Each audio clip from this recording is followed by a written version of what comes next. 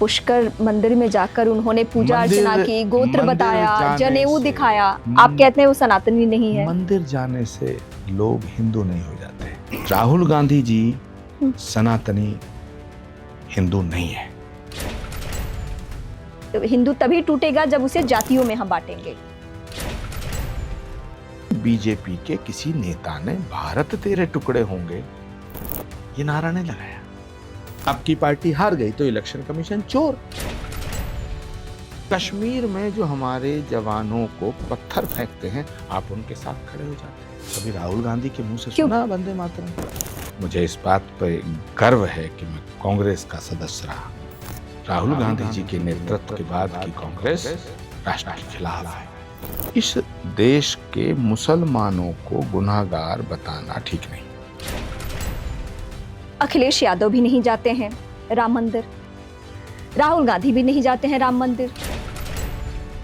कल की धाम के लिए अखिलेश यादव ने रजामंदी नहीं दी। वहाँ के सांसद थे उस समय डॉक्टर शफीकुर रहमान बर्क। उन्होंने कहा इतना बड़ा मंदिर बनेगा तो यहाँ के मुसलमानों को खतरा पैदा हो। वो समाजवादी पार्टी में थे।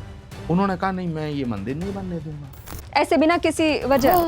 उन्होंने रोक दिया कि मेरा मन, मैं नहीं बनने दूंगा मंदिर। उन्होंने रोक दिया और अखिलेश यादव देखते रहे। पार्टी के भीतर एक बहुत बड़ा तबका है जो राहुल गांधी को हटाना चाहता है। सारे वरिष्ठ नेता प्रियंका गांधी जी को कांग्रेस का चेहरा बनाना चाहते हैं। प्रियंका गांधी से ज्यादा लोकप्रिय और पॉपुलर चेहरा कौन सा है? इमरजेंसी को लेकर क्या बातचीत होती है कांग्रेस पार्टी के अंदर? कोई बात ही नहीं करता।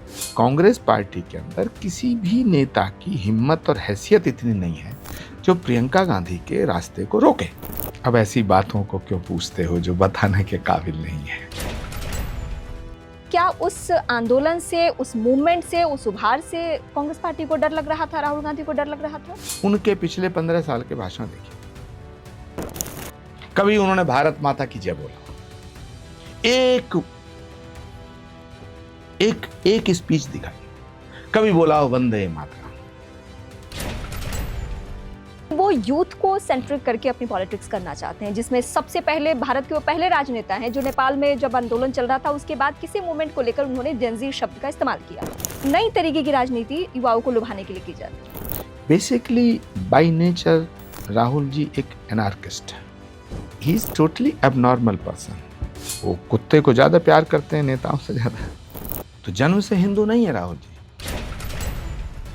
नमस्कार, मैं रीमा प्रसाद। टू द पॉइंट जिनसे आज मैं बात करने वाली हूँ, उनकी बेबाकी के चर्चे दिल्ली सहित पूरे देश की राजनीति में इसलिए गूंजता है क्योंकि उनके जितना बेबाक राहुल गांधी को लेकर, कांग्रेस पार्टी को लेकर कोई नहीं हुआ।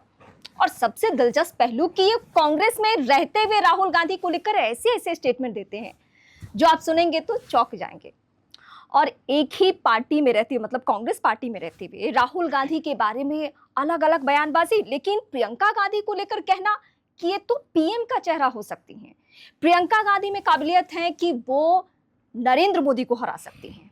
अब आप नाम समझ गए होंगे। मेरे गेस्ट हैं आचार्य प्रमोद कृष्णम। बहुत स्वागत है सर। इतनी बेबाकी और इस तरीके से पब्लिक के सामने बोलना, कांग्रेस पार्टी से बिना डरे। बहुत सारे ऐसे चेहरे हुए जो निकले, जिसमें जितिन प्रसाद का नाम आता है, ज्योतिरादित्य सिंधिया का नाम आता है, और भी बहुत सारे लोग निकले, हिमंता बिस्वा शर्मा। लेकिन आप खुलकर, जैसे ऐसा लगता है कि कांग्रेस पार्टी से और खासकर राहुल जी से कोई पर्सनल तो नहीं है कुछ? रीमा जी, पहली बात आपने सवाल किया कि बेबाकी। हाँ। तो जिसके दिल में सच होता है वो बेबाक होता है। बेबाक होने के लिए किसी ट्रेनिंग की जरूरत नहीं होती। जो सच्चा आदमी है वो बेबाक होगा, और जो बेबाक नहीं होगा वो सच्चा आदमी नहीं होगा। दूसरी बात ये है, आपने सवाल किया कि भाई इतने लोग निकले। हाँ, आप ही क्यों? इतने लोग निकले, उसमें ज्योतिरादित्य जी का नाम लिया, जितिन प्रसाद का नाम लिया, आरपीएन सिंह का नाम लिया, हाँ, हिमंता जी, और भी बहुत नाम लिए। मतलब तो ये हाइलाइटेड चेहरे हैं। तो इनमें और मुझ में थोड़ा फर्क है।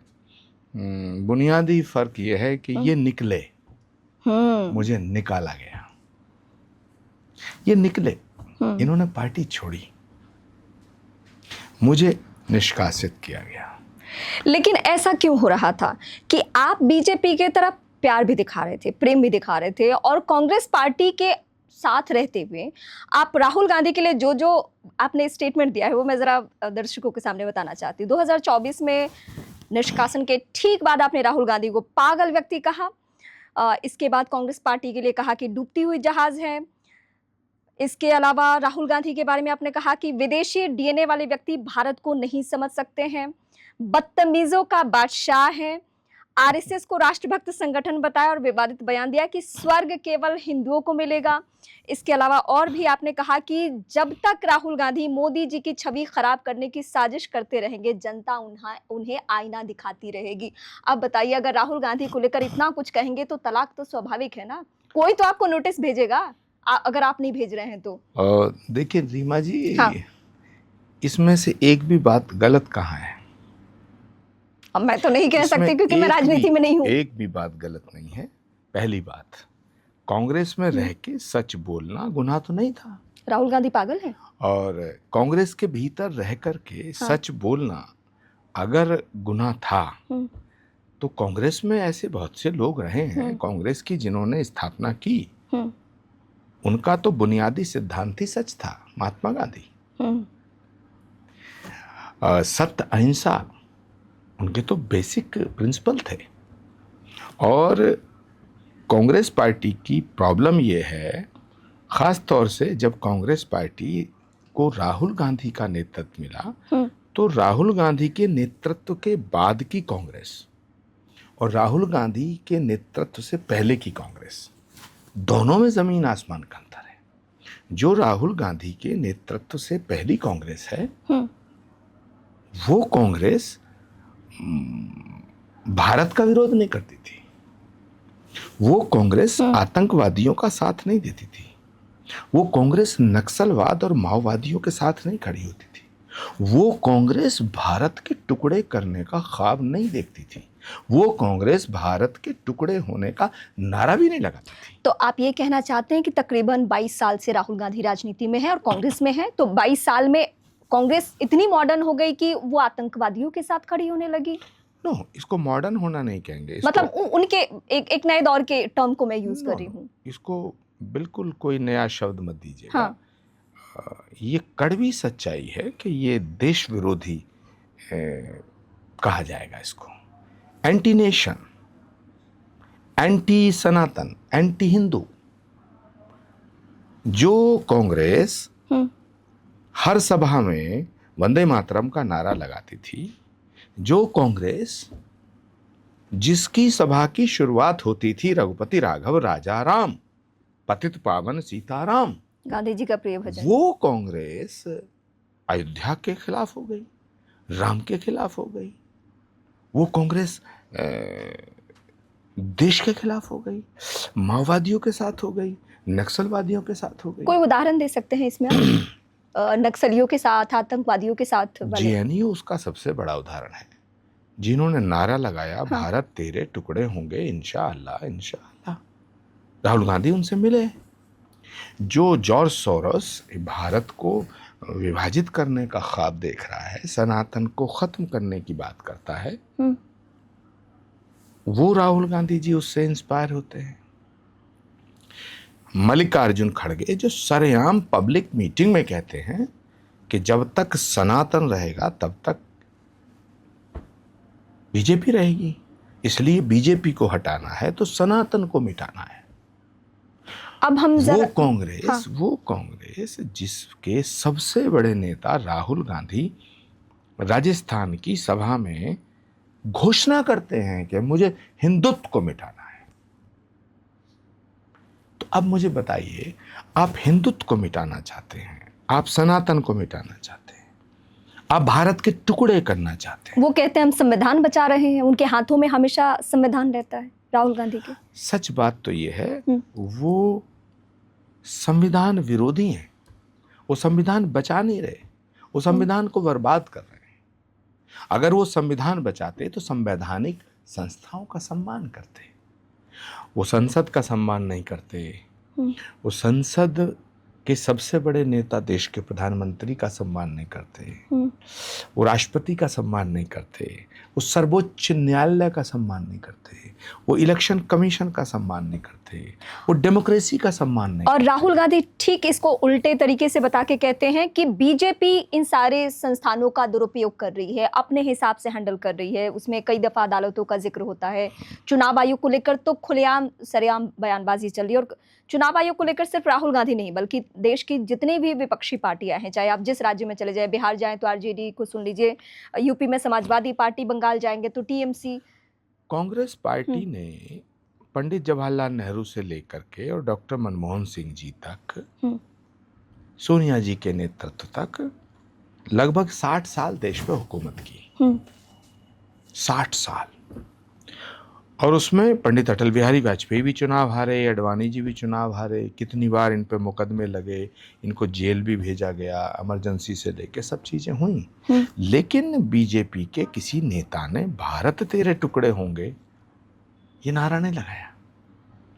अडवाणी जी ने या अटल बिहारी वाजपेयी जी ने कभी भी ये कहा हो, उनका कोई स्टेटमेंट दिखाइए जिसमें उन्होंने कहा हो कि लोकतंत्र मर गया, लोकतंत्र की हत्या हो गई। जब वो चुनाव जीते तब लोकतंत्र जिंदा हो गया, जब चुनाव हारे तो लोकतंत्र मर गया। तो सवाल इस बात का है कि राहुल गांधी जी ये कहते हैं कि भाई इलेक्शन कमीशन चोर है। तो इस इलेक्शन कमीशन को चोर आप तब कह सकते हैं जब इस इलेक्शन कमीशन के द्वारा जारी किए गए सर्टिफिकेट से आप सांसद हैं।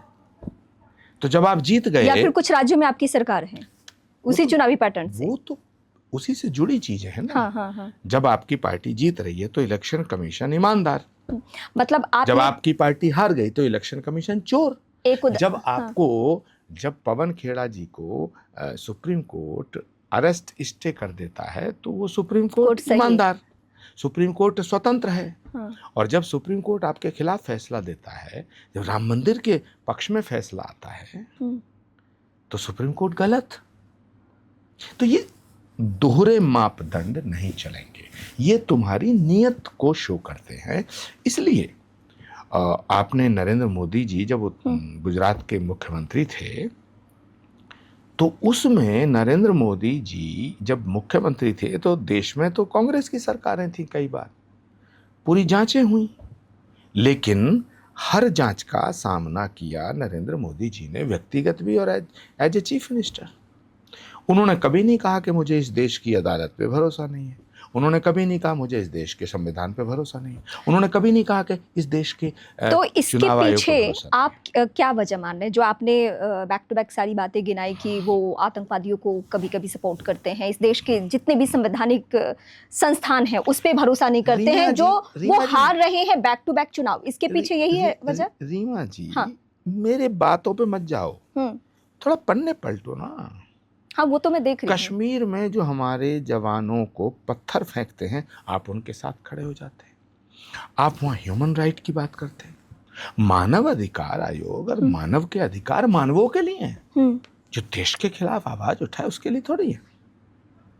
मानव के लिए मानव का मानवाधिकार है, दानवों के लिए थोड़ी है, आतंकवादियों के लिए नहीं है। दानवों के लिए, मैं तो इनको दानव कहूंगा, जो धर्म पूछ पूछ करके उनके पजामा उतार उतार के उसको चेक कर करके गोलियों से उड़ाते हैं, इनके लिए मानवाधिकार की बात करते हैं, ये ह्यूमन राइट की बात करते हैं। आप इस देश के टुकड़े करने वालों का आप समर्थन करेंगे? आप वहां ह्यूमन राइट की बात करेंगे? जो वंदे मातरम का विरोध करेगा वो इस देश का कैसे हो सकता है? भारत में रहने वाला प्रत्येक व्यक्ति मातृभूमि की वंदना करने में जिसे गुरेज है, जिसे परहेज है, जिसे ऐतराज है, भारत और भारत की अस्मिता अस्तित्व का समर्थन नहीं। क्या राहुल गांधी की सोच ऐसी ही है जैसा आप बता रहे हैं? कभी राहुल गांधी के मुंह से सुना वंदे मातरम? राहुल गांधी जी की सोच कैसी है मैं बताऊंगा, पूरी दुनिया जानती है राहुल गांधी की सोच कैसी है। नहीं, आप हमसे बेहतर इसलिए बता पाएंगे क्योंकि तकरीबन 3 दशक से ज्यादा आप उस कांग्रेस पार्टी का हिस्सा रहे हैं। हाँ, बिल्कुल रहा है। और 22 साल की राजनीति राहुल गांधी की आपने देखी है, आपके सामने ही वो राजनीति में सक्रिय हुए हैं। मुझे कतई, तो उस राहुल गांधी को जाहिर सी बात है कि हम सबसे बेहतर, चाहे वो पत्रकार हो या आम नागरिक हो, उनसे बेहतर तो आप ही जानते हैं। मुझे कतई अफसोस नहीं है कि मैं कांग्रेस में रहा। मुझे फख्र है, मुझे इस बात पर गर्व है कि मैं कांग्रेस का सदस्य रहा छात्र जीवन से। लेकिन वो कांग्रेस राष्ट्रभक्त कांग्रेस थी। राहुल गांधी जी के नेतृत्व के बाद की कांग्रेस राष्ट्र के खिलाफ है।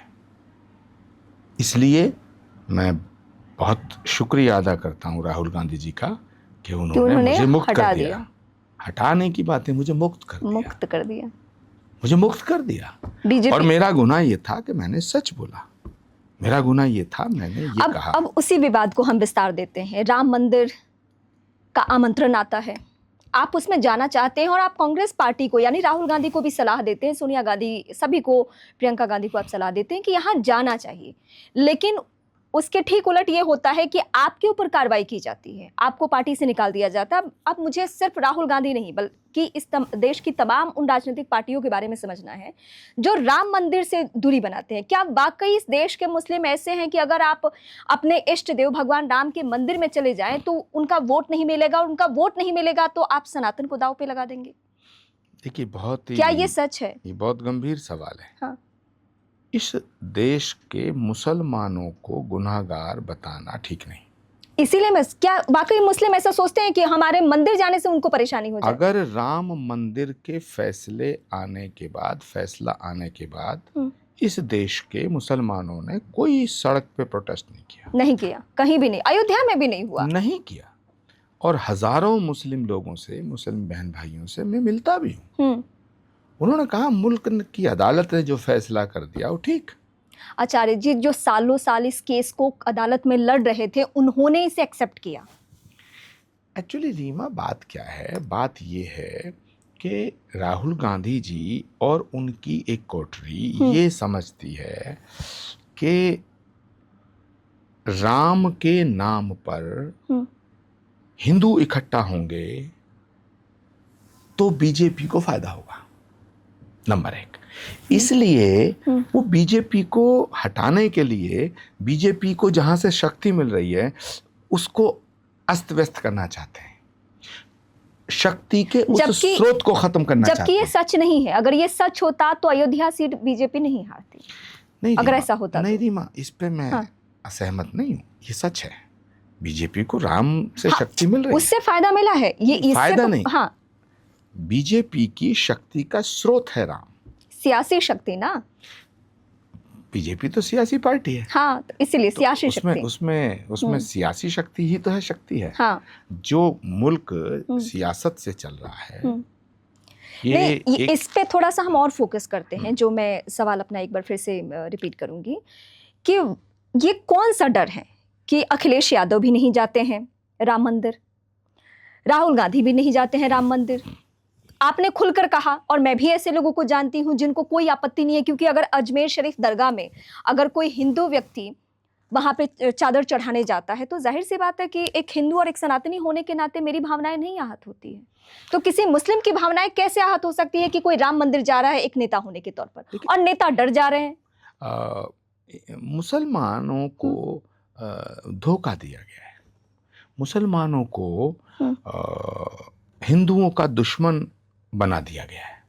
आज पूरे भारत की जो स्थिति है वो ऐसी है कि लोग मुसलमानों से चिढ़ने लगे हैं, दूर भागने लगे हैं। उसका दोषी मुसलमान नहीं है, फिर ये पॉलिटिकल पार्टी है। ये जो स्यूडो सेक्युलरिज्म है, ये मुस्लिम तुष्टीकरण के नाम पे हिंदुओं को इन्होंने इतना आहत कर दिया कि जिससे हिंदुओं में ये भावना फैल गई, हिंदुओं में ये भावना आ गई है कि भाई ये तो हमारे धर्म के खिलाफ है, जबकि ऐसा नहीं है। ये बहुत बारीक बात है। हाँ। मुसलमान ये बिल्कुल नहीं चाहते हैं कि हिंदुओं की रामलीला ना हो। मुसलमान कतई नहीं चाहते हैं कि राम मंदिर का निर्माण जब अदालत के फैसले से हुआ तो ये नहीं होना चाहिए। उन्होंने मुकदमा लड़ा। हाँ। मुकदमे का जब फैसला आ गया उसके बाद वो नहीं, उन्होंने ऑब्जेक्शन किया। अब जहां राम मंदिर की तो बात छोड़ो, जहां भगवान का अवतार होगा वहां श्री कल्कि धाम बन रहा है, होने वाले अवतार का धाम, श्री कल्कि धाम का निर्माण हो रहा है। प्रधानमंत्री जी ने उसकी शिला रखी, उसकी आधारशिला रखी। प्रधानमंत्री जी आए। अच्छा, अब जब कल्कि धाम के लिए, हाँ, श्री कल्की धाम जहां बन रहा है उसके निर्माण पे पाबंदी लगाई इन सरकारों ने। कौन सी अखिलेश सरकार यादव ने? की सरकार अखिलेश थी। यादव। और अब बताओ, कल्की धाम का मंदिर तो वहां कोई लैंड का डिस्प्यूट ही नहीं था। वो तो कल्की धाम निर्माण ट्रस्ट की भूमि है, खरीदी हुई भूमि है। तो क्या वहां उस पे भी पाबंदी लगा दी। वहां पे संभल में कुछ हिंदू मुस्लिम कॉन्फ्लिक्ट है, इसके लिए नहीं, अखिलेश यादव ने इस पे रोक लगाई। एब्सोल्युटली। वहां के सांसद थे उस समय हाँ। डॉक्टर शफीकुर रहमान बर्क, जो वर्तमान सांसद हैं इनके दादा, हम्म। वो समाजवादी पार्टी में थे। उन्होंने कहा नहीं, मैं ये मंदिर नहीं बनने दूंगा, ऐसे बिना किसी वजह। हाँ, और उन्होंने रोक दिया कि मेरा मन, मैं नहीं बनने दूंगा मंदिर। उन्होंने रोक दिया और अखिलेश यादव देखते रहे। तो अखिलेश यादव जी को हमने आग्रह किया कि भाई ये क्यों ऐसा कर रहे हो? धरती हमारी, धर्म हमारा, धन हमारा, आस्था हमारी, धाम हमारा, हमारे अकीदे का सवाल है, हमारी आस्था का सवाल है, आप इसे बनने दीजिएगा। नहीं, फिर हम हाई कोर्ट गए, फिर हाई कोर्ट की डबल बेंच ने 2023 कल्की धाम के लिए कोर्ट जाना पड़ा। यस, अभी पता नहीं लोगों को। हम सुप्रीम कोर्ट आए। नहीं, इतना मुझे पता था कि कल्की धाम के लिए अखिलेश यादव ने रजामंदी नहीं दी थी और इसके बाद वो काम रजामंदी ना देना अलग बात हाँ। है। उन्होंने उस पर पाबंदी लगाई। एब्सोल्युटली। उससे बड़ा कदम पाबंदी लगाई। 6 नवंबर 2016 को बाकायदा लिखित में पाबंदी लगाई। उसके बाद हम सुप्रीम कोर्ट गए, फिर सुप्रीम कोर्ट ने हमें हाई कोर्ट भेजा। हाई कोर्ट की डबल बेंच ने 2023 में फैसला दिया हमारे। और उस समय यूपी गवर्नमेंट यानी अखिलेश यादव की सरकार की दलीलें कोर्ट में क्या थी कि संभल में क्यों कल्की धाम नहीं बनना चाहिए? उन्होंने कहा इतना बड़ा मंदिर बनेगा तो यहाँ के मुसलमानों को खतरा पैदा हो जाए। मंदिर से मुसलमानों को खतरा? हाँ। मतलब तो जबकि वहां के किसी मुसलमान को कल्की धाम से प्रॉब्लम नहीं थी, एक सांसद को छोड़ के, वो इनकी पार्टी का था। और हमने तो कल्की धाम से जुड़ा हुआ कोई विवाद कभी नहीं सुना। संभल में कभी कुछ ऐसा कल्की धाम की वजह से कोई कॉन्फ्लिक्ट नहीं सुना, कभी नहीं।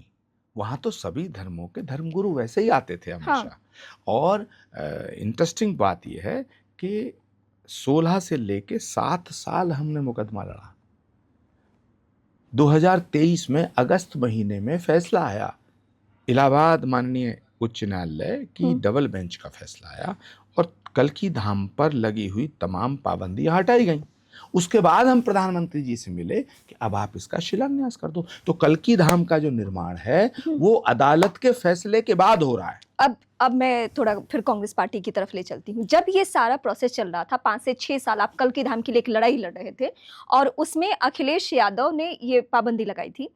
राहुल गांधी से कभी इस सिलसिले में आपकी बातचीत हुई थी? दिखावे के लिए, जैसे हाथी के दांत और हैं, खाने के और दिखाने के और, तो खाने के और दिखाने के और। क्या स्टेटमेंट था उनका राहुल जी का? ये चाहते ही नहीं कोई मंदिर बने। राहुल गांधी भी नहीं चाहते कोई मंदिर कोई नहीं चाहता। ये मंदिर को पसंद ही नहीं करते। मंदिर तो ये इसलिए जाते हैं। आप ये कहना चाहते हैं कि बीजेपी को छोड़कर इस देश की जितनी राजनीतिक पार्टियां हैं वो मंदिर इस देश में नहीं बनने देना चाहती हैं? नहीं, मैं ऐसा नहीं कह रहा हूं। फिर कांग्रेस पार्टी के अंदर भी बहुत से ऐसे नेता हैं जो सनातन धर्म को मानते हैं, उनकी आस्था है, लेकिन जो नेतृत्व है वो सनातन विरोधियों के हाथ में है। नेतृत्व तो राहुल गांधी के हाथ में है। लीडरशिप के नजदीक जो लोग हैं वो हिंदू विरोधी लोग हैं। राहुल गांधी के अलावा बाकी जो पार्टियां हैं, बाकी समाजवादी पार्टी के अंदर भी ऐसे बहुत से नेता हैं जो धार्मिक हैं, जो राम मंदिर जाने में जिन्हें परहेज नहीं है, जिन्हें गुरेज नहीं है। बिल्कुल, शिवपाल यादव जी उनके चाचा हैं, कल्की धाम हर साल आते थे। ऐसे बहुत से लोग हैं, लेकिन मंदिर को देखते ही इन्हें भाजपा याद आती है। इन्हें फोबिया हो गया है कि मंदिर देखा तो ये बीजेपी का। पहले इन्हें हिंदुत्व का फोबिया था, अब इन्हें राष्ट्र का भी फोबिया हो गया। जैसे हम भारत माता की जय बोलते हैं, ये कौन से भगवान की जय है जरा बताइए? इसमें कौन सा? ये तो भगवान नहीं है। ये भारत माता की जय से प्रॉब्लम है इन्हें। अब ये तो हमारा देश प्रेम है। अरे वंदे मातरम से इन्हें प्रॉब्लम, भारत माता की जय से इन्हें प्रॉब्लम, मंदिर से इन्हें प्रॉब्लम, राम मंदिर से इन्हें प्रॉब्लम, काशी से इन्हें प्रॉब्लम, मथुरा से इन्हें प्रॉब्लम, और तो और भगवान का जहां अवतार होगा वहां अवतार से पहले कल्की धाम बन रहा, उससे इन्हें प्रॉब्लम। तो इसका मतलब ये है कि ये ऐसा मानते हैं कि मंदिर से बीजेपी को शक्ति मिलती है। तो फिर ये शक्ति कांग्रेस पार्टी को क्यों नहीं चाहिए? इसीलिए ये मंदिरों के विरोध में है। ये शक्ति कांग्रेस पार्टी को क्यों नहीं चाहिए? तो क्या कांग्रेस पार्टी के शक्ति का सोर्स कुछ और है? हाँ। जो मैं नहीं कहना चाहती हूँ, मैं वो शब्द मतलब मेरे से नहीं कहा जा रहा है। क्या आप आचार्य जी कह सकते हैं कि कांग्रेस पार्टी का सोर्स मंदिर के अपोजिट क्या है? एक्चुअली इस समय वो लोग परेशान हैं। पार्टी के भीतर एक बहुत बड़ा तबका है जो राहुल गांधी को हटाना चाहता है, लेकिन राहुल गांधी को हटा नहीं पा रहा है। वो सब जानते हैं। क्या G23 की तरफ इशारा कर रहे हैं आप? हाँ, उसे आप G23 कहिए, हाँ। या G43 कहिए। अच्छा, 23 से 43 भी है, अब बढ़ गया है। बट अच्छा, जब ये G23 था, हाँ। वो अब बढ़ के 43 हो गया है। बिल्कुल, हो सकता है वो 53 भी हो जाए, 53 भी हो जाए। लेकिन अभी कुछ लोग हैं जो सोनिया जी का बहुत लिहाज करते हैं। कांग्रेस के अंदर बहुत सीनियर जो लीडर हैं, जो सीनियर लीडर हैं, जिन्होंने राजीव जी के साथ काम किया, इंदिरा गांधी के साथ काम किया, जिन्होंने सोनिया जी के साथ काम किया, वो सब वो बड़े नेता हैं जिन्होंने राहुल जी को अपना नेता माना। आप विदेशी डीएनए का जिक्र करते हैं। नहीं, मेरी तो बात इसमें को आप समझिए। अभी विदेशी डीएनए पे अपन आएंगे। हाँ। राहुल गांधी जी को उन सभी वरिष्ठ नेताओं ने अपना नेता माना जिन्होंने कभी इंदिरा जी के साथ काम किया, जिन्होंने राजीव जी के साथ काम किया, जिन्होंने सोनिया जी के साथ, यानी कि राहुल जी की दादी जी के साथ, राहुल जी के पिताजी के साथ, राहुल जी की माता जी के साथ। तो उन लोगों ने उनके साथ काम किया। इसके बावजूद राहुल गांधी जी को अपना नेता माना। तो सैक्रिफाइस तो उनका था, लेकिन राहुल गांधी जी ने कभी उन्हें सम्मान नहीं दिया। तो सम्मान नहीं दिया। ये कैसे राहुल हुआ? गांधी जी ने उनको अपमानित करने का काम किया। इसलिए वो सारे लोग, वो जो G23 का आप नाम ले रहे हैं, उन्होंने तो राहुल गांधी को अपना नेता माना, पहले माना, फिर उसके बाद नाराजगी दिखाई। नहीं, ये तो अब इतना तो बोलना था। हाँ, बिल्कुल। लेकिन ये जो G23 में जिन जिन के साइन हैं, इनको कभी राहुल गांधी जी ने माफ नहीं किया। उसी में गुलाम नबी आजाद, भूपेंद्र सिंह हुड्डा, है ना, और ये कपिल सिब्बल भी उसी में थे। सभी लोग धीरे धीरे करके साइडलाइन होते गए। आनंद शर्मा, अब वो कौन सी लाइन होते गए ये मैं नहीं कह सकता, लेकिन कांग्रेस पार्टी के नेताओं में एक बात ये आम हो चुकी है। और अभी आप देख लेना, अभी बंगाल का चुनाव का रिजल्ट जब आएगा, जब बंगाल का रिजल्ट आएगा तो कांग्रेस का सुपड़ा साफ है, वहां खाता नहीं खुल पाएगा। एक तो उदाहरण हम बिहार देख चुके हैं। मैं कह रहा हूं कांग्रेस का बंगाल तो कांग्रेस का गढ़ था, और केरल भी कांग्रेस का गढ़ था। कितने बड़े बड़े नेता केरल से हुए, के करुणाकरण उस जमाने में।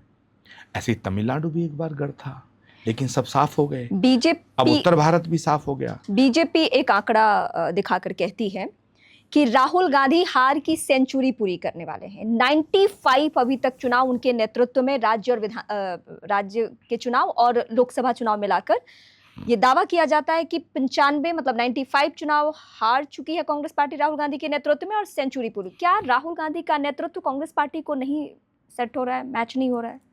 ये तो प्रत्यक्षम किम प्रमाणम, प्रत्यक्ष को प्रमाण की जरूरत क्या है? तो फिर इतना प्रयोग क्यों हो रहा है? आपने प्रियंका, अच्छा दर्शकों के सामने मैं बता भी दूं, आप प्रियंका गांधी के बेहद करीबी, उनके सलाहकार, उनको राजनीति में और भी आप ऊंचाई पे देखना चाहते थे, लेकिन वो नहीं हो पाया क्योंकि आपको ही बाहर का रास्ता दिखा दिया गया।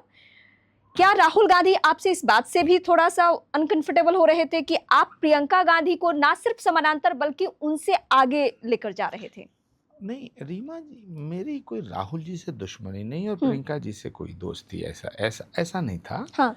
मैं तो पार्टी के हित की बात कर रहे थे कि क्या अभी का माहौल है। मैंने ये बात कही थी कि अगर राहुल गांधी जी को नेतृत्व जब से सौंपा है तब से पार्टी में जान नहीं आ रही है, पार्टी ताकतवर नहीं हो रही है। ये किसी मीटिंग में आपने कही थी? हाँ, मैंने उदयपुर चिंतन शिविर में इसको उठाया था। और वहाँ पे किसकी मौजूदगी थी? पॉलिटिकल अफेयर्स कमेटी की मीटिंग थी, मैं उसमें सदस्य के रूप में सम्मिलित हुआ था।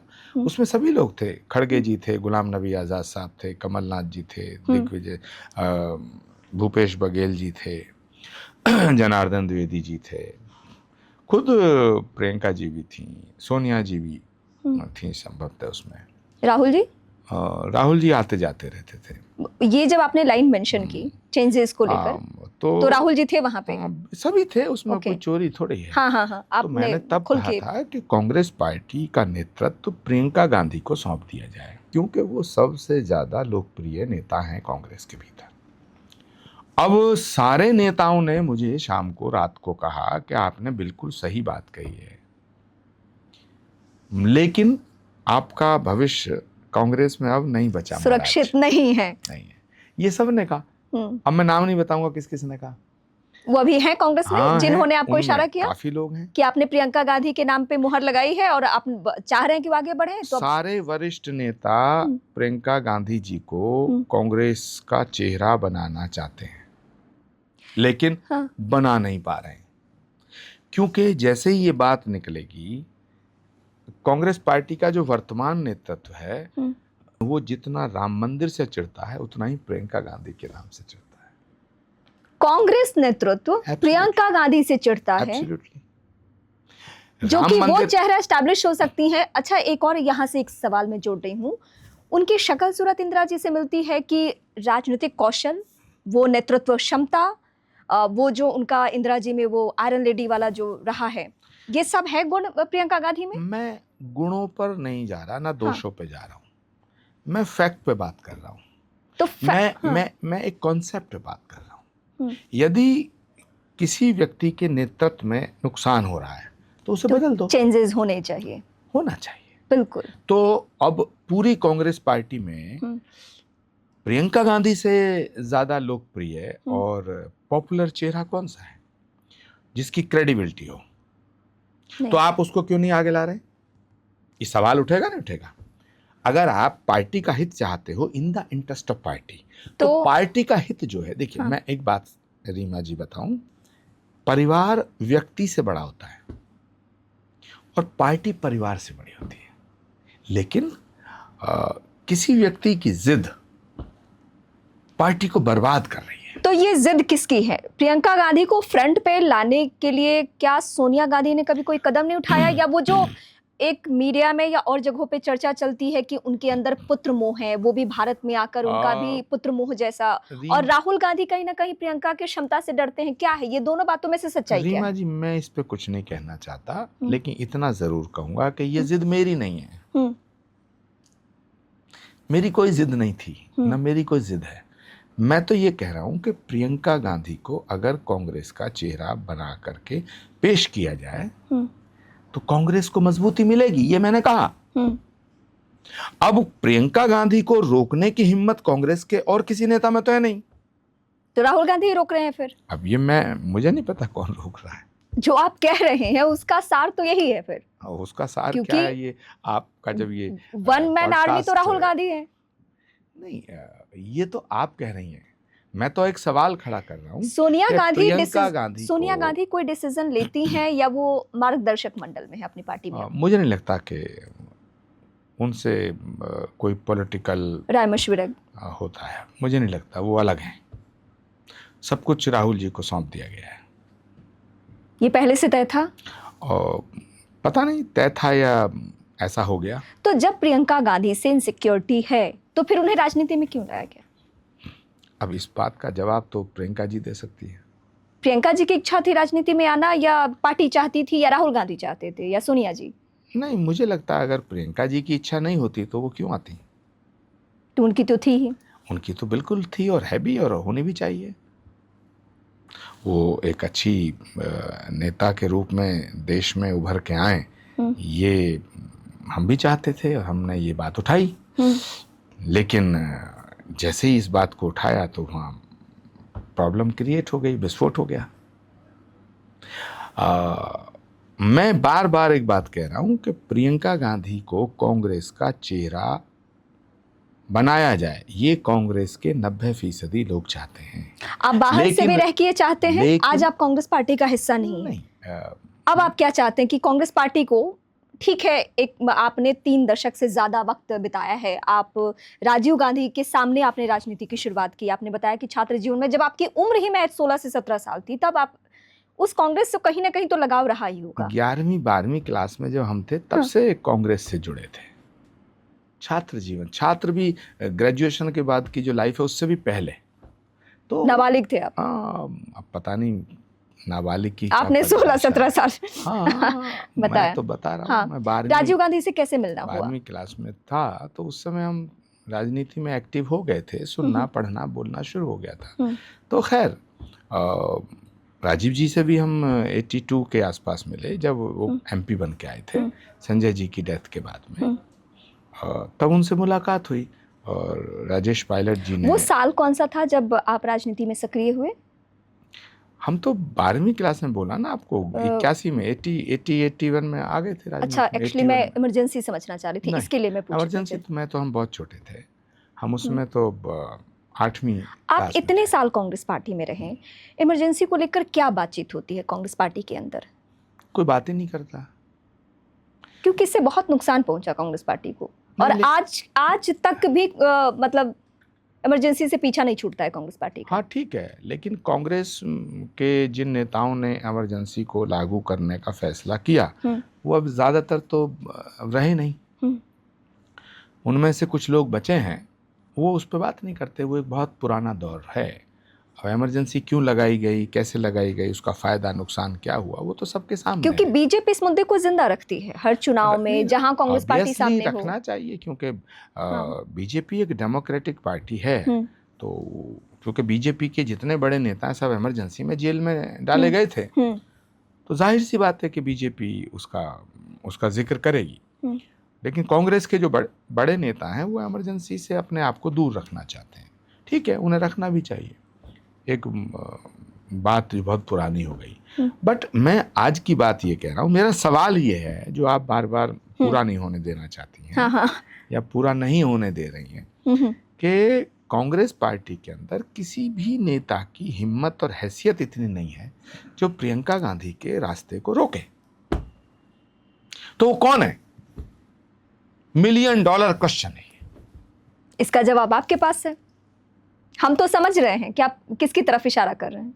नहीं, मेरे पास जवाब है, ये विषय नहीं है। विषय ये मेरा सवाल ही है, ये मेरा सवाल है। कि प्रियंका गांधी को कौन रोक रहा है? कौन रोक रहा है? मैं तो नहीं रोक रहा, मैं तो पार्टी से निकाल दिया गया। आप पार्टी में है नहीं, तो ना तो मैं रोक रहा ना आप, और ना नरेंद्र मोदी जी रोक रहे हैं। हाँ। ना बीजेपी रोकी, कोई तो पार्टी का इंटरनल मैटर है। तो कौन रोक रहा है? और किसी भी कांग्रेसी से बिना कैमरे के पूछो तो वो कहेगा हाँ साहब, प्रियंका गांधी को, दीदी को नेतृत्व दे दिया जाए। लेकिन माइक पे एकदम कैमरे के सामने इस पे चर्चा होती है कांग्रेस पार्टी के अंदर? हाँ, कमरे में होती है, सब में होती है। आप इकलौते थे कि आपके अलावा किसी और ने भी प्रियंका गांधी को लेकर आवाज उठाई पार्टी के अंदर? जिसने उठाई वो सब उनकी रुखसती हो गई। G23 वाली लिस्ट से कोई था? नहीं, G23 वाले सब लोग कहते थे हमें फोन करके कि आपने बिल्कुल ठीक कहा है, प्रियंका गांधी के मैटर पे बिल्कुल ठीक कहा है। आज भी जिन लोगों से बातचीत होती है वो सब कहते हैं कि नहीं। पार्टी से निकलने के बाद प्रियंका गांधी से कभी बातचीत हुई आपकी? अब मुझे नहीं लगता कि उनसे बात करने की अब कोई ज़रूरत है। नहीं, क्योंकि आप उनके सलाहकार के तौर पे रहे हैं। और कभी भूले भटके मिलेंगे तो बात होगी। इन 2-4 सालों में कभी बात नहीं हुई? नहीं, 4 साल तो बीते भी नहीं है, 24 का 2 साल वाकया है ये। अब ऐसी बातों को क्यों पूछते हो जो बताने के काबिल नहीं है? आपका शेर व शायरी भी बहुत प्रचलित रहता है। सवाल ये है कि प्रियंका गांधी से आप टच में है, कहीं आप ही तो नहीं कांग्रेस पार्टी के अंदर कुछ झगड़ा लगाने की कोशिश कर रहे हैं? नहीं, पार्टी से बाहर रह के मेरा पूरा ध्यान श्री कल्की धाम के निर्माण पे है। और मैं तो दिल्ली भी बहुत कम आता हूँ। अच्छा, मैं कल्की धाम से जुड़ा हुआ, जब हम इस पे चर्चा कर रहे थे एक सवाल छूट गया। कल्की धाम के उद्घाटन समारोह में और आपने नरेंद्र मोदी को आमंत्रित किया, ये बात कांग्रेस पार्टी को और नागवार गुजरी। वहां आपने राहुल गांधी को क्यों नहीं कहा? हो सकता है सनातन से या उस मंदिर में जाने से आप जो कहना चाहते हैं वो उनके अंदर आ जाता है। देखिए, अयोध्या में भगवान आए। हाँ, भगवान आए अयोध्या में, उनका और उनका मंदिर बना। जहां भगवान आए उनके मंदिर ही राहुल गांधी नहीं गए और उनके मंदिर उनके खिलाफ है, तो आने वाले भगवान के मंदिर में वो क्या थे? जब वो राम के मंदिर नहीं गए आज तक, तो कल की आप धाम पूछ में के तो देखते, हो सकता है वो कहते हैं ना कि हम किसी तीर्थ स्थल पे जाते नहीं, हमें भगवान बुलाते हैं, तो कल की धाम की तरफ से उनको बुलावा जाता। आप एक बार कहते तो सही। उनके लक्षण ऐसे नहीं है कि उन्हें बुलाया जाए। राहुल गांधी उनकी के हरकतें ऐसी नहीं है। वो इतनी परेशानी राहुल गांधी उनकी से की, आस्था हिंदू धर्म में नहीं है, बट मंदिर तो वो भी जाते हैं। उनकी आस्था सनातन में नहीं है, उनकी आस्था भगवान में नहीं है। पुष्कर मंदिर में जाकर उन्होंने पूजा अर्चना की, गोत्र मंदिर बताया, जाने जनेऊ से- दिखाया। आप कहते हैं वो सनातनी नहीं है। मंदिर जाने से लोग हिंदू नहीं हो जाते। और अगर आप ये कहेंगे तो देश के प्रधानमंत्री पर भी कई बार सवाल उठता है कि कैमरे के लिए मंदिर जा रहे हैं। नहीं, ये दुनिया जानती है। नहीं, नरेंद्र मैं मोदी जी लोगों की बातें और कांग्रेस पार्टी की बातें कह रही हूँ कि ये न- कैमरे के लिए पूजा करते हैं। जो मंदिर जिस भाव से जाता है वो दिख जाता है। भाव की प्रधानता है ईश्वर के सामने। नरेंद्र मोदी एक सच्चे सनातनी है। उन्हें मंदिर जाने की जरूरत नहीं है, लेकिन वो मंदिर जाते हैं। राहुल गांधी जी सनातनी हिंदू नहीं है। वो मंदिर इसलिए जाते हैं ताकि हिंदुओं को ऐसा लगे कि मैं हिंदू विरोधी नहीं हूं, तो जबकि वो हिंदुओं को डिवाइड करना चाहते हैं, धर्म को विभाजित करना चाहते हैं। राहुल गांधी वो हिंदू धर्म को, सनातन को खंड खंड करके और सत्ता पाना चाहते हैं, क्योंकि उन्हें ऐसा लगता है कि जब तक सनातन एक है, हिंदुत्व एक है, तब तक इसका फायदा बीजेपी को मिल रहा है, और जब तक सनातन एक रहेगा बीजेपी को नहीं हराया जा सकता, ऐसा वो मानते हैं। इसलिए वो बीजेपी को हराने के लिए, नरेंद्र मोदी को हराने के लिए हिंदुओं में डिवीजन करना चाहते हैं। उनकी राजनीति का वन पॉइंट एजेंडा है कि हिंदू धर्म को डिवाइड करो। तो ये क्या जातिगत जनगणना और ये सारे स्टेटमेंट हैं, या इस देश के संवैधानिक संस्थानों के बारे में कहना, या हर जगह की लिस्ट उठा के बताना कि इस जाति के इतने लोग हैं, इस जाति के इतने लोग हैं, क्या इसके पीछे यही स्ट्रैटेजी है? एब्सोल्युटली। हिंदू तभी टूटेगा जब उसे जातियों में हम बांटेंगे।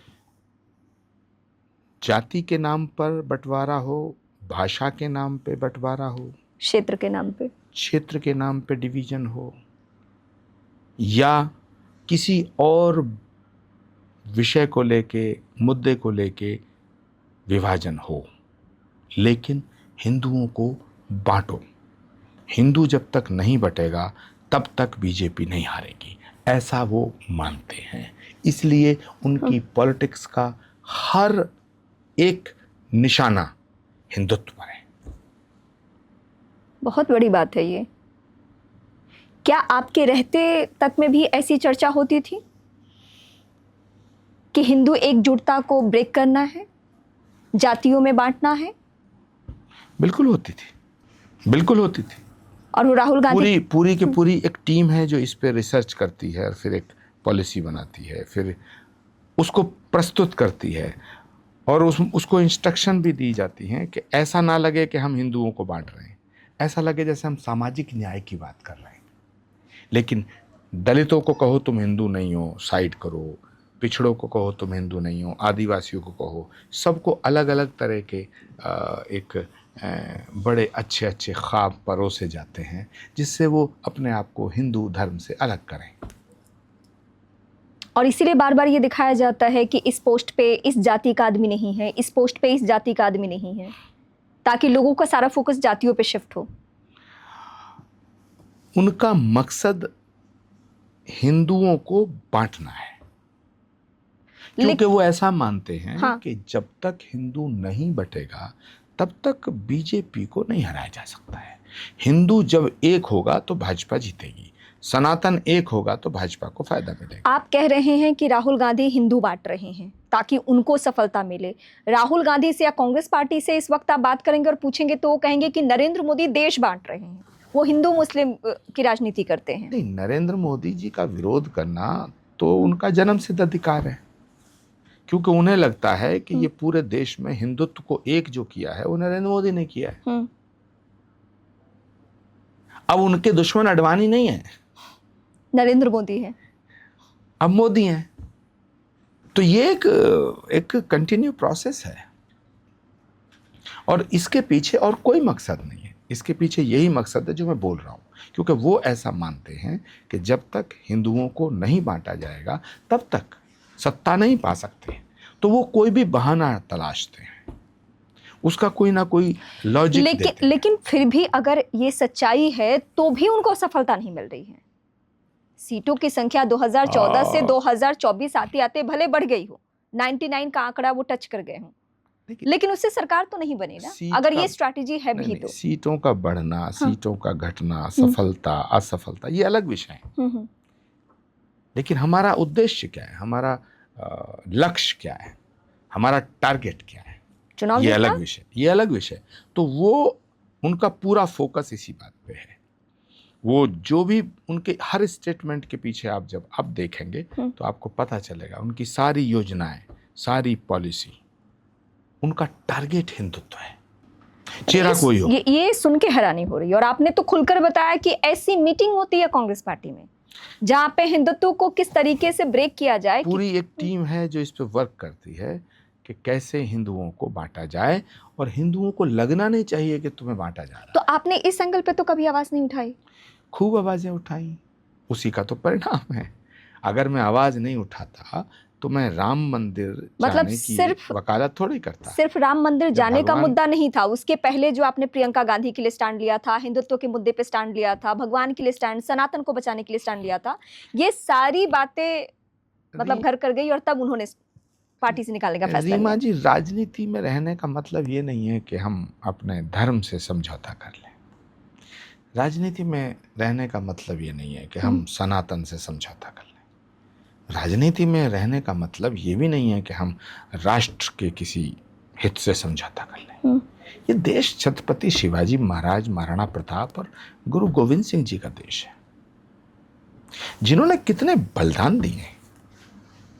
तो इस देश में स्वामी विवेकानंद, सुभाष चंद्र बोस जैसे लोग हुए, शहीद आजम भगत सिंह का देश है ये महात्मा गांधी का देश है, ये भगवान राम और कृष्ण की धरती है। तो राजनीति में हमें कुछ मिल जाएगा, हमें कुछ पद चाहिए, हम सांसद बनना हमारे लिए जरूरी नहीं है। हमारे लिए जरूरी है कि सनातन रहना जरूरी है। सांसद बनना जरूरी नहीं है, सनातन रहना जरूरी है। इसीलिए मैंने, जब मैं कांग्रेस में था, तो डंके की चोट पे कहा कि भगवान राम के यहां से न्योता आना सौभाग्य का विषय है। राम के यहां से न्योता आया, भाई इसे ठुकराओ मत। आपने कहा था? बिल्कुल कहा था। और ये बातचीत आपकी किससे हुई थी? राहुल जी से? और सबसे हुई, छोड़िए ना, सबसे हुई। सबने कहा कि आप ठीक कह रहे हैं। जवाब क्या मिला? सबने कहा आप ठीक कह रहे हैं, लेकिन जवाब ये मिला कि चिट्ठी जारी हो गई। जयराम रमेश जी ने चिट्ठी जारी की कि हम इस निमंत्रण को अस्वीकार करते हैं। और खुद प्रियंका जी से कभी आप मिलें तो पूछना कि राम मंदिर के निमंत्रण को ठुकराना सही था या गलत था। प्रियंका जी का उस वक्त क्या स्टैंड था? प्रियंका जी ने कोई स्टेटमेंट दिया था राम मंदिर के आमंत्रण को लेकर? वो नहीं चाहती थी कि न्योता ठुकराया जाए। प्रियंका जी नहीं चाहती थी? नहीं चाहती थी। सोनिया जी? मेरी बात नहीं हुई उनसे। और जिन्होंने ठुकराया उनका क्या मत था? उन्होंने तो अपना मत प्रकट कर दिया। नहीं, मतलब इसके अंदर इंटरनल पॉलिटिक्स उन्हें क्या दिखी कि अगर हम राम मंदिर नहीं जाते हैं तो उससे क्या फायदा? मुझे नहीं पता। अगर मैं पता नहीं, मुझे याद भी नहीं बहुत सी चीजें, लेकिन जो बात मैंने अंदर कही वही मैंने बाहर कही। और जो कांग्रेस पार्टी के लीडरशिप का फैसला था वो भी जनता के सामने आया। उन्होंने हमने डंके की चोट पे कहा कि राम मंदिर जाना चाहिए, और उन्होंने डंके की चोट पे फैसला किया कि हम नहीं जाएंगे। फैसला किया। तो इसमें लेकिन बट किंतु परंतु का है, इसमें कुछ छुपा हुआ नहीं है। मुझे पार्टी से निकाला गया। कांग्रेस पार्टी की थिंक टैंक को ये लगा कि राम मंदिर आंदोलन से एक उभार मिला बीजेपी को, 2 सीटों से बीजेपी ने वो सफर तय किया कि आज बीजेपी को हराना कांग्रेस पार्टी के लिए मुश्किल है फिलहाल। तो क्या उस आंदोलन से, उस मूवमेंट से, उस उभार से कांग्रेस पार्टी को डर लग रहा था, राहुल गांधी को डर लग रहा था? ये बहुत से सिम्टम्स हैं। हाँ। बीमारी के सिम्टम्स हैं ये। बीमारी की जो बुनियाद है वो ये है, उन्हें राम से नफरत है, चिढ़ है। कभी वो राम राम नहीं कहते। लेकिन राजनीति। अच्छा बताइए, हाँ। कभी राम का नाम लिया उन्होंने? उनके पिछले 15 साल के भाषण देखिएगा, कभी उन्होंने भारत माता की जय बोला? एक स्पीच दिखाई। कभी बोला हो वंदे मातरम? कभी वो आए हों, रैली में आए हों और कहा हो कि वंदे मातरम, वंदे मातरम, वंदे मातरम? तो फिर वो क्या कहते हैं? पता नहीं क्या कहते हैं। ये तो सारी दुनिया जानती हो क्या कहते हैं। वो जब बाजू चढ़ा के आते हैं तो क्या कहते हैं? तो नरेंद्र मोदी जी को गाली देते हैं। वो मोदी को गाली जेनजी स्टाइल की पॉलिटिक्स कर रहे हैं ना? नहीं, भारत का युवा भारत के विरोध में थोड़े। जेनजी को लेकर उन्होंने ट्वीट भी किया, टी शर्ट पहन के रहते, उनके टी शर्ट पहनने पे भी खूब बवाल मचा कि मतलब नेता का लुक ऐसा नहीं होना चाहिए। I do not agree with this. Bharat की अगली जनरेशन नहीं, इससे अगली जनरेशन भी भारत विरोधी थोड़ी है। गलत फहमी में है वो।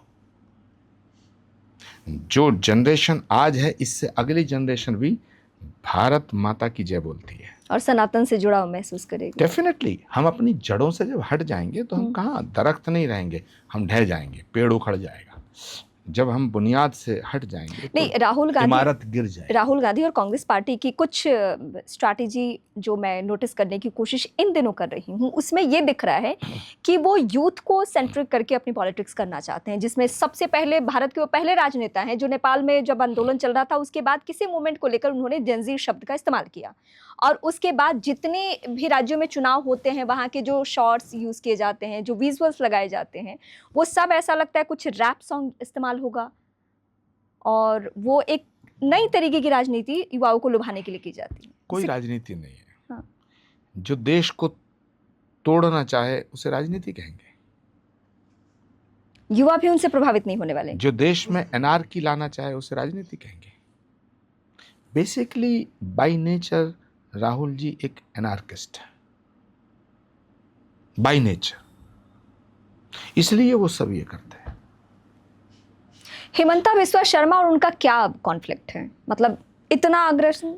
राहुल जी ने उनको बेइज्जत किया तो वो दर्द छलकता है। ये कुत्ते को बिस्किट खिलाने वाली क्या स्टोरी है? वो कुत्ते को ज्यादा प्यार करते हैं नेताओं से ज्यादा। कोई भी नेता जाए सामने। उन्होंने मैसेज दे दिया कि मैं तुमसे ज्यादा कुत्ते को मानता हूँ। ये इंडिकेशन होता है। हुआ क्या था उस दिन जिस आएं, वाक्य को का जिक्र हेमंता करना चाहते हैं बार बार? आप आए कभी कल की धाम पधारें और मैं आपसे बात ना करूं और किसी से, है ना, अपने कुत्ते से बात करूं, तो क्या उसका मैसेज तो देना होगा ना कि मैं आपको कुछ नहीं मानता हूं, कुत्ते को ज़्यादा मानता हूं। अब वो आदमी बीजेपी ज्वाइन करके वहाँ चीफ मिनिस्टर हो गए और फायर ब्रांड नेता। देखिए, हर नेता फायर ब्रांड है। हाँ, मतलब उसको पद मिल जाए। कुछ बोलना नहीं चाहते, कुछ बोल नहीं पाते, किसी को मौका नहीं मिल पाता। वरना हर नेता के दिल में आ गए फायर है। सबसे पहले आपने कहा राहुल गांधी पागल है, आजकल वो भी हेमंता बिस्वा शर्मा बोल रहे हैं। मतलब तो आप लोगों के साथ उन्होंने ऐसा क्या कर दिया कि इस लेवल की? मैंने ऐसा नहीं कहा कि वो पागल हैं, लेकिन उनकी हरकतें ऐसी हैं। बेसिकली वो एनार्किस्ट हैं and totally he is totally abnormal person. Abnormal भी कह रहे हैं आप? उनकी हरकतें ऐसी हैं, कभी कुछ करते हैं, कभी कुछ करते हैं, कभी कुछ करते हैं। नॉर्मल बिहेव नहीं करते हैं वो। ऑफ रिकॉर्ड जब आप लोग मीटिंग्स में होते होंगे जहां कैमरा नहीं है, आदमी की जो नेचर है वो तो कहीं ना कहीं तो उसकी झलक मिलती है ना। ऑफ रिकॉर्ड क्या हर मीटिंग में कुत्ता होता है? नहीं, वो जितने नेता होते हैं उन्हें यही समझते हैं। मतलब ना हो तो भी वो जितने होते हैं वो उनको वही समझते हैं। सोनिया जी का पार्टी में अब दखल है या नहीं है? मुझे नहीं लगता। नहीं है। मैं सोनिया जी के बारे में कोई टिप्पणी भी नहीं करना चाहता। आपने कभी नहीं किया? अच्छा, इसके पीछे क्या है? मैं उनका बड़ा सम्मान करता हूँ। लेकिन जब आपने डीएनए शब्द का इस्तेमाल किया तो फिर तो सोनिया जी भी आती वो है, आरोप- विदेशी डीएनए है। नहीं, वो आरोप थोड़ा ही है, वो तो सच्चाई है। तो जब आप विदेशी डीएनए राहुल गांधी को लेकर कहेंगे तो फिर सोनिया जी का सम्मान कैसे रहा? क्यों? सच को सच कहना अपमान करना है? कई दफा सच नहीं, कमाल है। सच अरे भाई सच्चाई में नहीं, कड़वाहट हो। अच्छा, अब ट्रम्प है, हाँ डोनाल्ड ट्रम्प जो है वो अमेरिकन है ना, हाँ, तो उनका अपमान हो गया ये कहना। सोनिया जी का जन्म इटली में हुआ तो वहां की बेटी हैं, तो इसमें कौन सी बात है? लेकिन जब इसी लाइन को, अभी ये सामान्य लाइन है जो आप कह रहे हैं कि सोनिया जी इटली की रहने वाली है, वहां की बेटी है और भारत की बहू है। ये रहने वाली नहीं, वहां उनका जन्म हुआ, वहां की बेटी हैं, हाँ, भारत में उनका विवाह हुआ, लेकिन तो उनका डीएनए थोड़ी बदल जाएगा विवाह होने से। नहीं, तो इसमें मैंने सोनिया जी का अपमान कहाँ कर दिया? मैं सोनिया जी लेकिन का सम्मान यही बात जब करता आप था राहुल गांधी के लिए और करता कहते हूं। हैं तो वो लगता है कि टारगेट है या क्यों टारगेट? मजाक उड़ा रहे राहुल हैं। जी सोनिया जी के बेटे नहीं है क्या? इसमें कौन सा टारगेट हो गया? क्या राहुल गांधी के हिंदुत्व पे इसलिए भी सवाल उठता है? नहीं, सोनिया जी का जो जन्म हुआ, हाँ। देखिए, हिंदू दो तरह से आप मानेंगे ना, एक कर्म से, एक जन्म से। तो जन्म से हिंदू नहीं है राहुल जी, और कर्म से दिखते नहीं है। जन्म से हिंदू नहीं है, वो हिंदू पिता के ही बच्चे हैं ना। देखिए, और भारत का संविधान ये कहता है कि जो पिता की जाति है, जो पिता का धर्म भारत है, का संविधान तो जो कहता है वो सबको मालूम है। सुप्रीम कोर्ट भी कहता है कि जो, सुप्रीम कोर्ट जो कहता है सबको मालूम है। तो फिर राहुल गांधी विदेशी कैसे हो गए और हिंदू मैंने कैसे ये नहीं? कब कहा राहुल गांधी विदेशी है? विदेशी डीएनए कहने का मतलब तो मैंने ये कब कहा? मैंने ये कहा कि हिंदू होना या तो जन्म से हिंदू या कर्म से हिंदू, दो तरह से हिंदू होता है। मतलब अगर कोई जन्म से नहीं है, बाद में उसने सनातन को अपना लिया या सनातन में उसकी दिलचस्पी बढ़ गई, आप यही कहना चाहते हैं ना? तो फिर अपने कर्म से। ये तो आप कह रही हैं, मैंने कहाँ कहा? मैं तो ये कह रहा हूँ कि हिंदू होना गर्व का विषय है, और मनुष्य यदि जन्म से हिंदू है तो भी हिंदू है, कर्म से हिंदू है तो भी हिंदू है, बट उनमें वो कर्म से तो हिंदू है ही नहीं। और जन्म से कैसे नहीं है? अरे भाई, फिरोज गांधी से विवाह हुआ ना इंदिरा जी का। इंदिरा जी की माता पिता कौन थे? कमला नेहरू और पंडित जवाहरलाल नेहरू। तो उन दोनों की संतान हिंदू है, इंदिरा गांधी। अब इंदिरा गांधी जी का जो विवाह हुआ तो वहां से 50-50 हो गया। तो वहां से राजनीति करने के लिए अपनी सहूलियत के हिसाब से हिंदुत्व को हमने आगे बढ़ा लिया। नहीं, फिरोज गांधी जी के बेटे हैं ना राजीव गांधी। हाँ, और राजीव गांधी ने विवाह किया सोनिया जी से। तो राजीव गांधी में फिर हिंदू नहीं? नहीं, राजीव गांधी में तो इंदिरा जी, क्योंकि इंदिरा जी के बच्चे हैं, आधा हाँ, अंश है ना। हाँ, इंदिरा जी के तो माता पिता हिंदू थे। जितना हिंदुत्व उनमें होगा 50% ही सही, देखिए, उतना तो राहुल गांधी में शिफ्ट हुआ होगा ना, अगर हम इस तरीके से बात कर रहे हैं। उनकी हरकतों से नहीं लगता, उनके आचरण से नहीं लगता। कोई हिंदू राम से नफरत नहीं कर सकता, कोई हिंदू राम मंदिर से नफरत नहीं कर सकता। हो सकता है उन्होंने नफरत ना की हो, सिर्फ आमंत्रण ठुकराया हो कोई हिंदू ये नहीं कह सकता कि हम अपने घर में बैठ के पूजा कर लेंगे। नहीं, एक वही बात नहीं है। कोई हिंदू ये नहीं कह सकता कि मैं हिंदुत्व को मिटाना चाहता हूँ। बट उन्होंने ऐसा कहा कभी? जयपुर की रैली में कहा, पब्लिक मीटिंग में कहा, आप यूट्यूब पे जाइए। हाँ, जब हिंदुत्व के मुद्दे पे चर्चा हो रही थी। फिर जब वो ये बात हिंदुओं को बुरी लगी, मंच पे बैठे हिंदू नेताओं को बुरी लगी, तब उन्होंने कहा कि हिंदू अलग है, हिंदुत्व अलग है। हाँ, डेफिनेशन दिया गया कि हिंदू और हिंदुत्व में फर्क है। ये तो बहाना है ना। ये तो राहुल गांधी जी या तो डरे या उन्हें समझाया गया कि आपने जो कहा उसका इफेक्ट हो सकता है। नहीं हुआ। अब नारी से नारीत्व अलग कैसे हो सकता है? पुरुष से पुरुषत्व अलग कैसे हो सकता है? मानव से मानवता अलग कैसे हो सकती है? तो हिंदू से हिंदुत्व अलग कैसे हो सकता है? भारत और भारतीयता ये कैसे अलग हो सकता है? आप कहो कि मैं भारत का व्यक्ति हूं लेकिन भारतीयता मिटाना चाहता हूं। आप कहो मैं हिंदू हूं लेकिन हिंदुत्व को मिटाना चाहता हूं। How is it possible? नहीं पॉसिबल। आप कहो कि मैं इंसान हूं लेकिन इंसानियत को मिटाना चाहता हूं। How is it possible? मैं नारीत्व के खिलाफ हूं लेकिन नारी हूं, ये कैसा संभव है? उनका भाषण लिख के पहले से दिया जाता है या वो खुद बोलते हैं? मुझे पता नहीं, मैंने कभी उनका भाषण नहीं लिखा। नहीं, मतलब जिन दिनों आप हुआ करते थे, अभी 2 ही मुझे साल पता हुए। नहीं, मैं इन बातों में कोई रुचि मेरी नहीं क्योंकि रहती थी। अगर कौन किसका भाषण लिखता है, कौन किसका भाषण नहीं लिखता है। क्योंकि कई बार लोगों की शिकायत होती है कि राहुल गांधी बोलना कुछ और चाहते हैं, बोल कुछ और जाते हैं। नहीं, मुझे लगता है वो लोग, और बीजेपी इसको मुद्दा बनाती मुझे है। लगता है वो लोग राहुल गांधी जी को समझते नहीं है। राहुल गांधी जी जो बोलना चाहते हैं वही बोलते हैं, विदाउट एनी कंफ्यूजन। हाँ, देयर इज नो कंफ्यूजन। आप कभी राहुल जी से मिलें और कहना आचार्य प्रमोद कृष्णम ने ये कहा, तो वो उस पर सहमति देंगे, ऑफ रिकॉर्ड या ऑन रिकॉर्ड। पता नहीं, आपको मिल जाए तो उनसे नहीं, वो तो पूछिएगा। पॉसिबल नहीं है, फिलहाल नहीं पॉसिबल है। राहुल गांधी मीडिया वालों से दूरी बनाते हैं। मेरा कोई उनसे झगड़ा ही नहीं है राहुल जी से। मैंने तो कांग्रेस पार्टी के हित में ये रहेगा, भाई राहुल गांधी जी के नेतृत्व में कांग्रेस डूब रही है, कांग्रेस बर्बाद हो रही है, तो मैंने कहा राहुल जी की जगह प्रियंका जी को चेहरा बना दो, इनको नेतृत्व सौंप दो। यानी इससे एक और मैसेज कन्वे हो रहा है कि राहुल गांधी को फिर कांग्रेस पार्टी से ज्यादा खुद से प्यार है, क्योंकि अगर उनको कांग्रेस पार्टी से प्यार होता और पार्टी के तमाम सदस्य चाहते हैं कि प्रियंका जी को फ्रंट पे लाया जाए, तो फिर क्या दिक्कत है? नहीं, मुझे ऐसा लगता है कि कांग्रेस पार्टी पर एक कोटरी का कब्जा है। तो वो कोटरी कौन है? क्या उसको हम डिकोड नहीं कर सकते इस वक्त? वो जो कोटरी है, वो कोटरी ये जानती है कि राहुल गांधी जी के नेतृत्व में ही उनका फायदा है, तो वो ऐसे हालात पैदा कर देती है, हाँ। ऐसे हालात पैदा कर दिए हैं कि राहुल गांधी जी को ही रहना चाहिए। हाँ।